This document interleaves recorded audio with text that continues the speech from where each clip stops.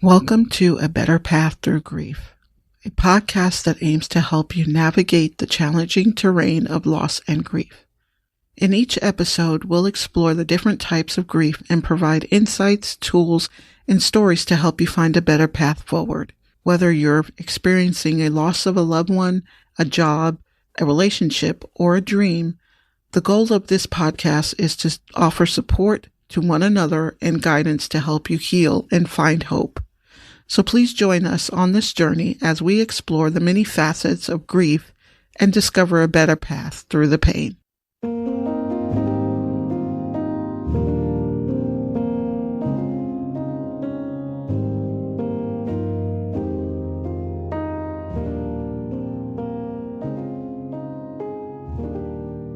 Hello, everyone, and welcome back, and welcome if you are new. My name is Lamina Davis, and I am the host of this podcast, A Better Path Through Grief. I wanted to start this podcast by reading a post that I posted on Facebook 3 years after my son had passed away and after the accident. It kind of takes a deep dive into what I experienced after the initial shock of learning that I had lost my son. It's kind of hard to explain. The week leading up to his visitation, I had not seen him. After the accident, the victims were taken for an autopsy right away, and it was a whole week before I saw my son. And when I did see him, he was in his casket that I had picked out for him. I wrote this post to highlight what I was feeling at that time, because that week leading up to this was making all the arrangements. I was a complete zombie. Had it not been for my sister, I don't know if I could have done all the things that I did. Deshawn had 2 funerals. We had a visitation and an actual funeral service here where I live in Missouri. And then we flew him back to New York, where we are originally from, so that his family in New York could say their goodbyes as well. So he had 2 funerals. And then once those funerals were over, he was cremated, and I split his ashes between me and his father. And that was it. There's a backstory to how I got my ashes, but we'll go into that a little bit later on another podcast.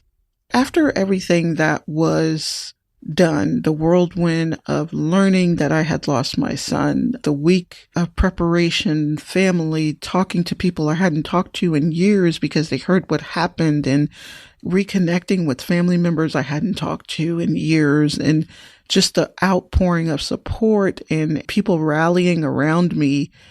I was overwhelmed. I was appreciative and grateful, but very overwhelmed. And what do you do after all of the whirlwind of everything that goes into planning a funeral, making arrangements for travel, and making sure that, because after the funeral, you have to take all your flowers and stuff. And there was just so many things that my mind just didn't comprehend or didn't think of. And I'm a planner. I love to plan. I love to make sure all my ducks are in a row before I implement anything. And I was just not it at that time. So had it not been for my sister and some of my son's closest friends, I don't know how all of that would have transpired, because I was not in the right frame of mind to make any decisions. And so they helped guide me through that process. But what do you do after all of that? People go back to their jobs, they go back to their normal lives, and you're just sitting in a house without your child or without your loved one. In this podcast, we're going to be talking about different types of grief. So you could be sitting in your house alone after everybody has offered their support, and you're sitting there without a job, or You had a big grand dream that you were going to do something really big and it didn't come to fruition. And now you're grieving the loss of that dream. What do you do? What do you do? I had a hard time trying to find my new normal. I didn't sleep. My sister would have to call me to remind me to eat. I actually decided to go back to work off of bereavement early because I could not sit in that house anymore, in the silence, in the loneliness. I just couldn't. My older son was there, but my two older kids, they don't address this. They don't want to talk about it. They don't want to go through that pain. So basically I was alone. Everybody else had gone back to their normal and I didn't know what my normal was anymore. So I wanted to read what it was like seeing my son for the first time after the accident. And believe me, it was so hard not being able to see him. And I was told, you don't want to see him in the condition he's in, and you just don't want to see him right now. Let us get him dressed. Let us take care of him, and then we'll have the visitation. So the first time I saw him after the accident was the day of the visitation. So I'm going to read to you what I had posted. Now, this was 3 years after the accident. Let me see, because I found the post. You know how you get reminders on Facebook, and this just popped up and reminded me that I had written this post. I saw my baby for the first time after the accident. It had been 9 days since the accident. They wouldn't let me see him. I can't even describe how hard it was not to see him and the anxiety I had before walking into the visitation room. I didn't know what I was going to see just before I walked through the door. I walked in and there he was at the far end of the room. I paused and my sister urged me to keep going. I slowly walked to his casket. Thank God that my sister and one of Deshawn's closest friends were there for support because I felt my legs would give out if they were not. He looked like he was sleeping. This overwhelming sensation came over me, like he was going to pop up with that devilish grin and say, "I lied," like he always did when he was purposely telling stories to get a reaction out of you. I could almost see the smirk on his face. But then I noticed the bruise on his cheek, which they tried to cover up with makeup. I ran my fingers over the bruise and noticed how cold he was. Reality hit me all over again that my son, my youngest baby, was not sleeping. As I stared at him, I felt so numb, as if I was stuck in an alternate universe or a bad dream, and all I needed to do was just wake up and things would be fine. But I wasn't dreaming, and Deshawn wasn't going to tell me he was playing a joke on me, and life as I knew it would be forever changed without him in it. During the funeral, there was a lot going on. Deshawn had a lot of people show up for him. I met a lot of people that I didn't even know he knew. They told me wonderful stories about my son. I got Facebook messages from people, and one in particular from a mom who said that Deshawn had talked her daughter out of committing suicide. A couple of days after the funeral, Deshawn had written one of his friends a little backstory into this.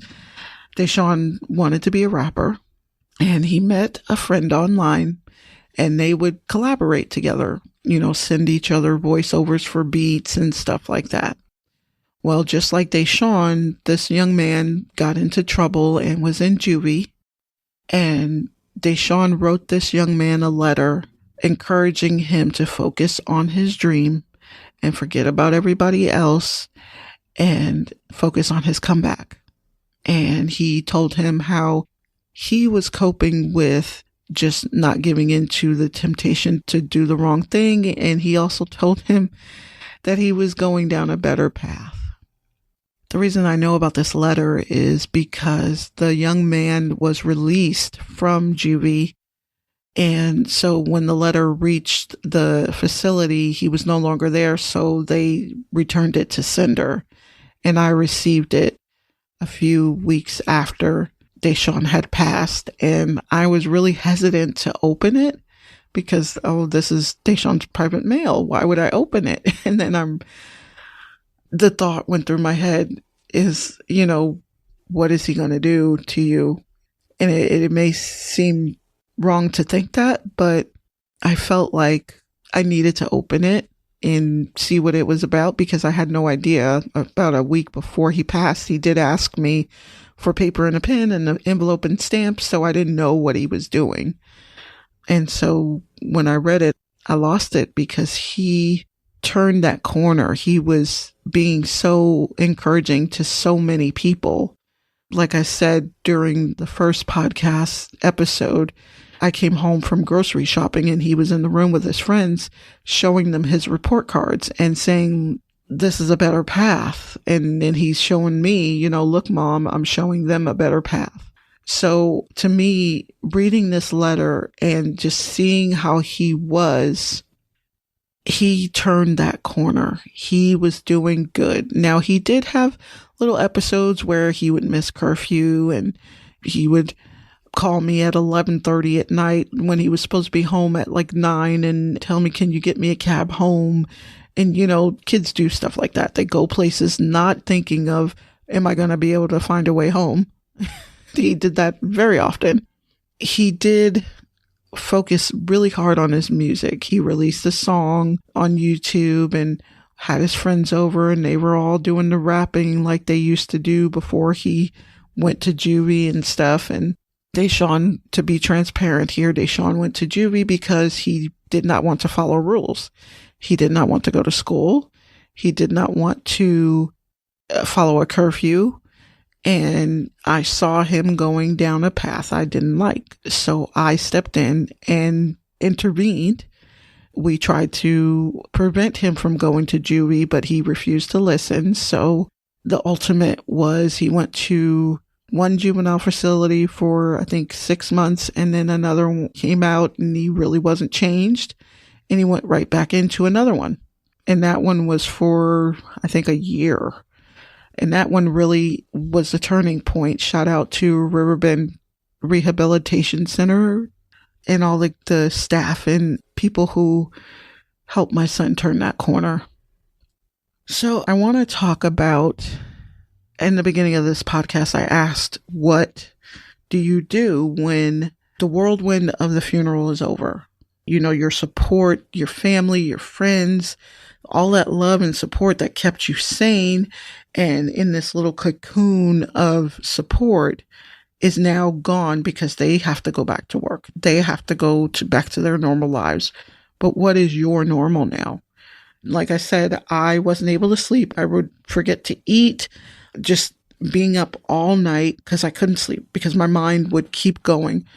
And, the what ifs. What if I didn't allow him to go with his friends to the store? What if I didn't allow him to have his friends come over that day? Or all the what ifs. What if I had done something differently? Would he still be here? And that's what I sat up with all night, wondering.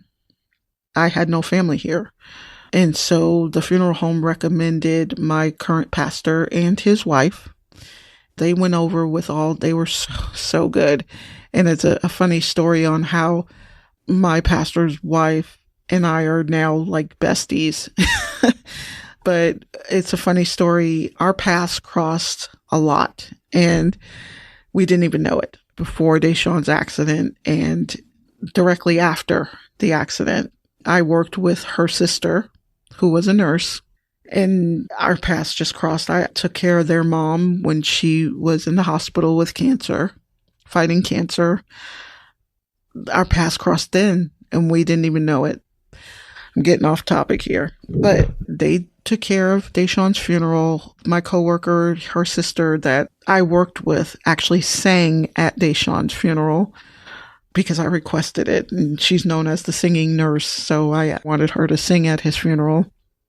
After the funeral, we kind of just formed this kind of kinship, this kind of friendship, and she invited me to go to church.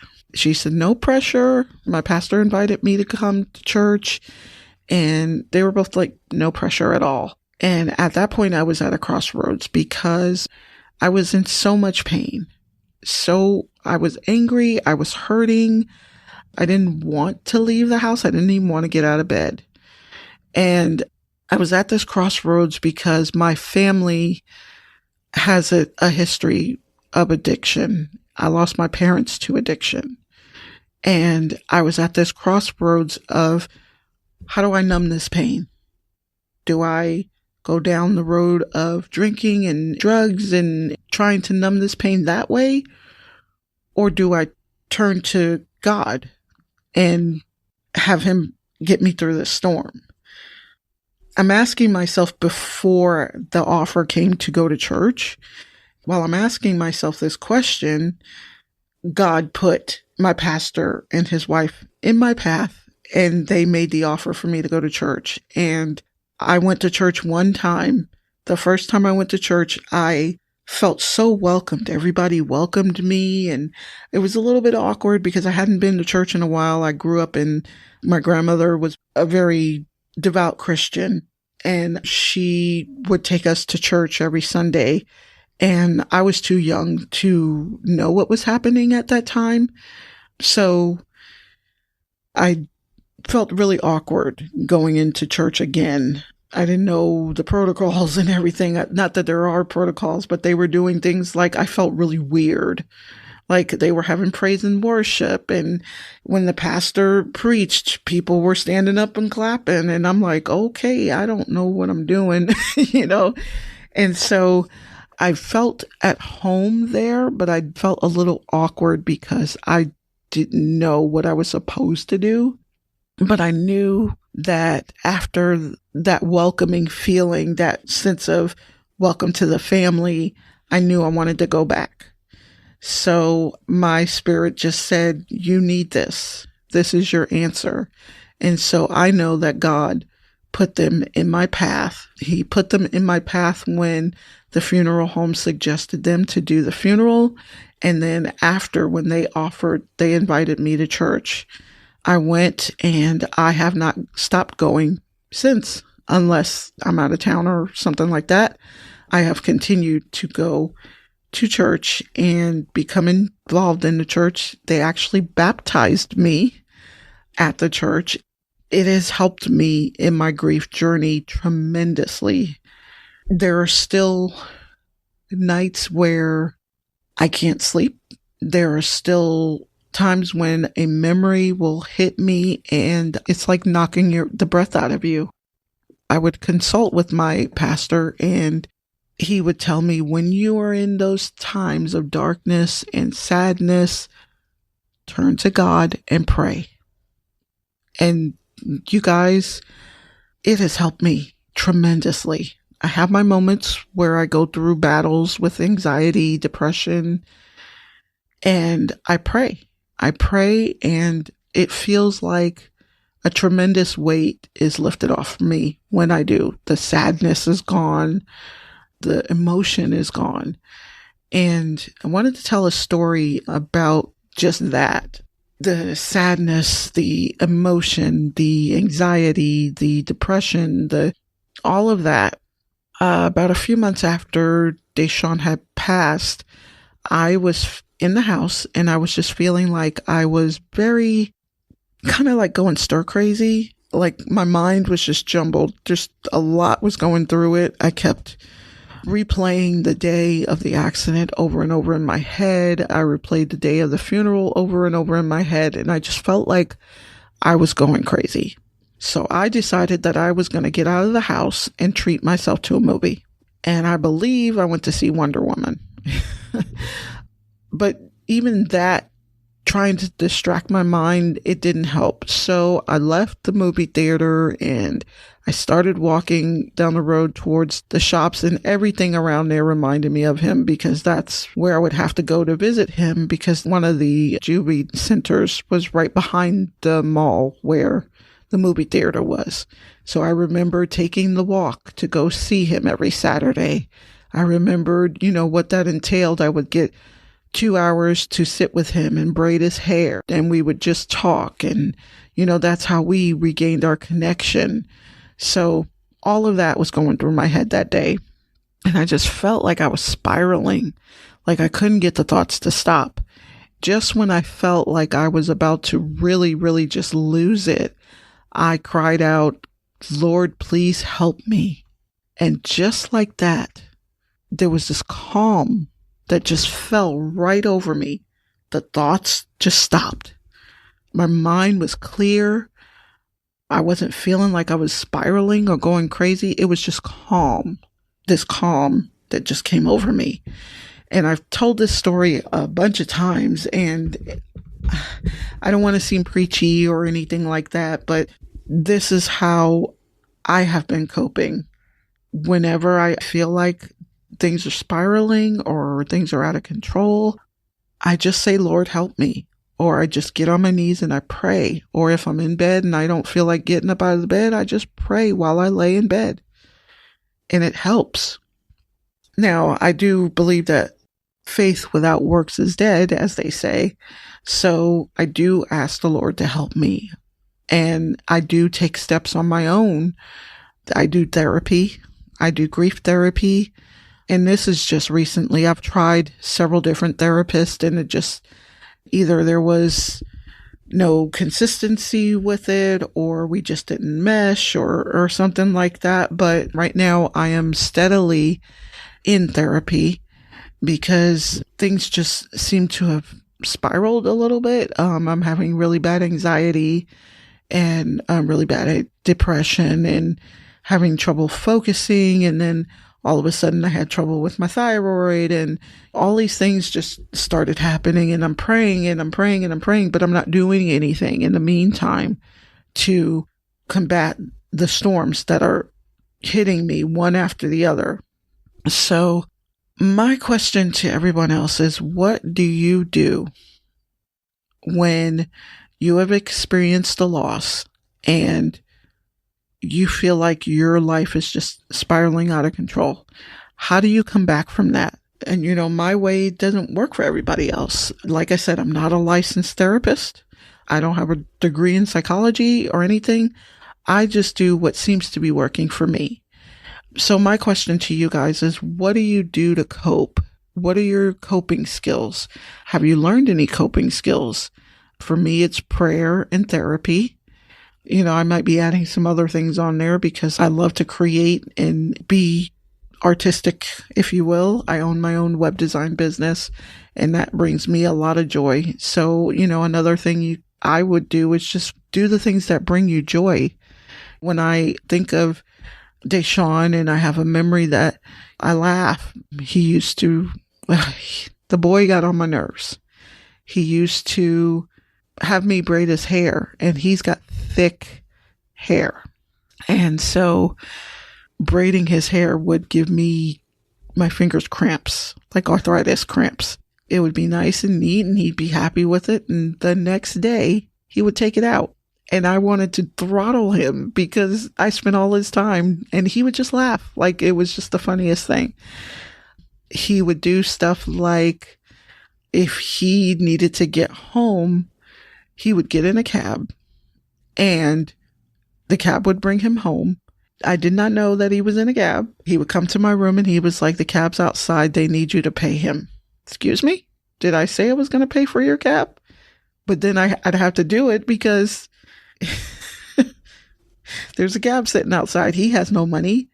And so I have to pay for the cab. He would do stuff like that, and it would get on my nerves so bad, and I would yell and scream at him. But thinking about it now, I laugh because he got on my nerves so bad. But now I laugh because that was Deshaun. He would do things, like I said, when I wrote the Facebook post, he would tell a story and then he would have a grin and say, I lied, like had you believe in the story. And then all of a sudden, I lied. His friends could tell you he loved his sweets. He has this one friend in particular that would bring him sweets. If he texted her and said, could you bring me some sweets? She would bring them for him. The boy could eat. And he had grown, he was my youngest son, and he had grown so much taller than me. If you see his picture on Facebook, I have a picture of me and him, and he is just towering over me. Don't know how that happened. But yeah, I can go on and on about Deshaun and what a joy and a pain in the butt he was. But I do want to just ask of you guys, if you could write in the comments or send me a DM or something. How do you cope? Do you have nights where you can't sleep? And if you do, how do you remedy that? When the sadness or anxiety, if you experience that, how do you deal with it? What coping mechanisms do you use to deal with pain, the pain of loss? I think I'm going to end it there. I know this episode was kind of rambly. I tried to go by some bullet points on my screen, and that was a huge fail. So I want to thank everybody for tuning in to the second episode. I will get it edited and put up, hopefully, within the next couple of days so that you guys can listen and share your experiences. I would really love the feedback. And I do thank you for listening, and together we will get through a better path through grief.